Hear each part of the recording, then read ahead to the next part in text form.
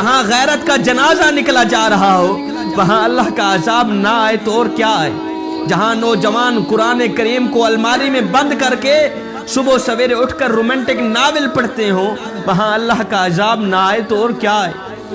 جہاں مظلوموں کے ساتھ ظلم کیے جا رہے ہوں، مظلوموں کے ساتھ ستم کیے جا رہے ہوں اور ظالموں کو شاباش دی جا رہی ہو وہاں اللہ کا عذاب نہ آئے تو اور کیا آئے؟ جہاں مسلمان عورتیں بازاروں میں ننگے سر پھرتی ہوں وہاں اللہ کا عذاب نہ آئے تو اور کیا آئے؟ آپ کو پتا ہے کہ بچپن میں ہم پنسل کا استعمال کیا کرتے تھے، جیسے ہی بڑے ہوئے تو پین کا استعمال کرنا شروع کر دیا۔ کیوں؟ اس لیے کہ بچپن میں غلطی مٹ سکتی تھی لیکن اب نہیں مٹے گی۔